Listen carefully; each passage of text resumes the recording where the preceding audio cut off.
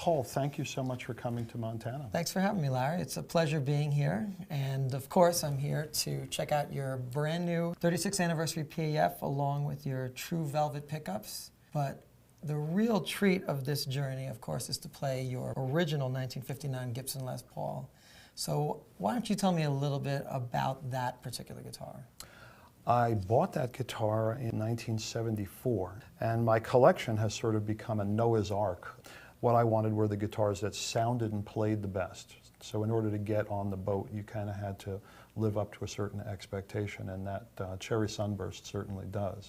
Well, the one thing that struck me immediately about your 1959 Les Paul is the pickups. Without a doubt, probably the best sounding pickups I've ever heard in a guitar. And I believe, of course, these pickups were your inspiration for your brand new 36th anniversary PAFs. Absolutely. Plus, I'm so glad that you played the guitar dry, so people would get the idea that all guitars are not created equal. The acoustic qualities of the instrument, the natural acoustic qualities, are clearly going to come through. If a guitar sustains acoustically, well, of course, that's just going to transfer into the electronics. When we started work on the 36th anniversary PAF, my idea was to get the pickups to perform in a newer guitar very much like that. There's been a lot of interest in vintage product and a vintage market, but I don't feel you can really achieve that by just taking a 59 pickup or a 58 pickup and cloning it. The problem is that the guitars are not the same. And so what Steve Blucher did at DiMarzio and I was we really worked on fine-tuning things to get a little bit more energy in certain places out of the pickups and to again fine-tune that timbre of what the guitar sounds like that guitar played with those pickups. Well, I think you've achieved that. You know, DiMarzio as a whole has always been known as a shredder type of company because you have such a great roster of amazing guitar players, and you've made pickups for these guys for years.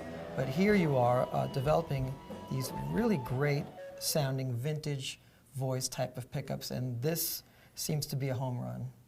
Thanks. Again, my idea for developing the product was I've been making pickups now for about 36 years. And instead of doing a retro of one of the pickups that we did, it just made so much more sense for me to tackle an area like vintage, and the idea of making the cosmetics the same, of making the mounting the same, of offering the same kind of wire on the leads, to give the people that really are the aficionados of a Les Paul style pickup something that will look proper, but again, what we've done electrically is we've modernized the electronics because we can do things now with coils that they couldn't do at the time, and kind of combine it into a modern vintage sound, where again the guitars are not of course identical to the original guitar, but where we could really get them acting very much the way I want them to act. Exactly, and that's what struck me about your brand new pickups. Like, even though I have a guitar that,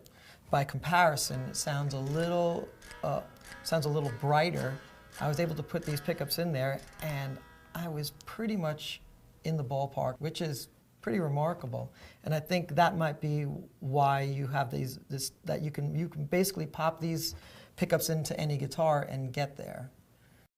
So you happen to know like this little story about Ace Frehley, and I believe you know Gene Simmons pretty well. Well, I played with Gene, and Gene sent Ace to me because he liked the way my guitar sounded. I was originally asked to be a member of Wicked Lester, and I spent some time recording with Gene. Gene picked up Brooke, the keyboard player, and my drummer at the time, and they became members of Wicked Lester. And I booked the only gig that Wicked Lester ever played. See, kid, you can do this. What were you looking for in designing, say, the new True Velvets? First of all, I went out and bought myself a triple O Eric Clapton Martin. And I played the guitar, and it was the most piano-like guitar I'd ever heard. A couple of days later, I picked up my 1960 Stratocaster, and I'm playing the guitar, and it's like, boy, that G and B string are just really way out there.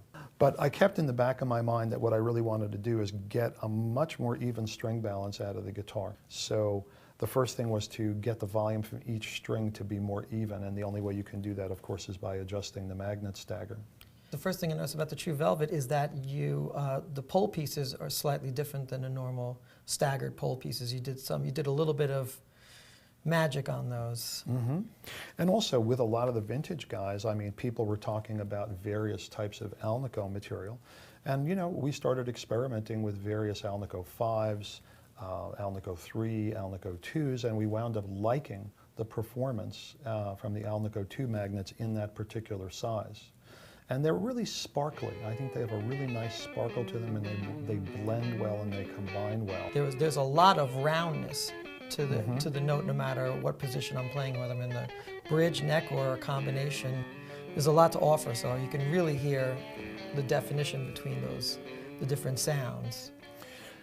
Absolutely, and the other thing to me from a Strat in particular is when you go from the lowest note to the highest note, I really want to hear a chord. I really want to hear 6 notes, because if you don't get that out of the pickup, by the time you put it into the distortion unit, the whole thing is compressed and it's smeared. So if you were to do it all again, would you become a musician, or I wouldn't have turned down Gene Simmons.